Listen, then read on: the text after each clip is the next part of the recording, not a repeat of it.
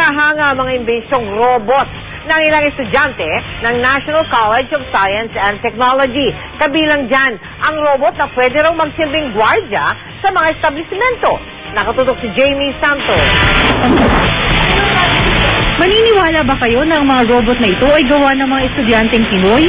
Ang isang ito na kung tawagin nila na Project Yuno, kayang gawin ang bawat galaw ng tao. Maging ang salita ng tao, kaya nitong gayahin kapag naikonekta sa isang computer.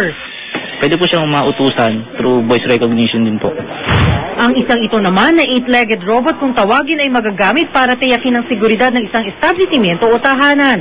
Pwede kasi itong magmanman sa loob at labas ng isang bahay o gusali dahil sa built-in surveillance camera nito. Bagamat may kamahalan ng robot na ito kung ibebenta dahil sa mga piyesang ginamit, matitiyak naman ito ang seguridad ninyo. Yung robot na po to, hindi po siya titigil ng movement hanggat may nadedetect po siyang motion. Nidesign po namin to for banks, mga sa vault, yung mahalagang vault po.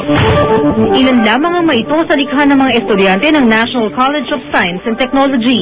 Kaya naman ang mga guro nito ay proud na proud sa likha ng kanilang mga estudyante. Na-motivate sila na lalo pang ipakita ang kanilang galing.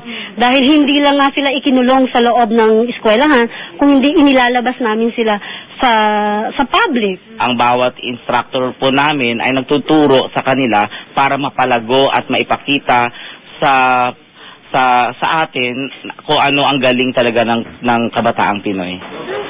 Kaya naman pinapangarap nilang maisala sa international competition sa mga likha ng mga kabataang ito para maipakita na ang mga Pinoy ay may galing na pang world class.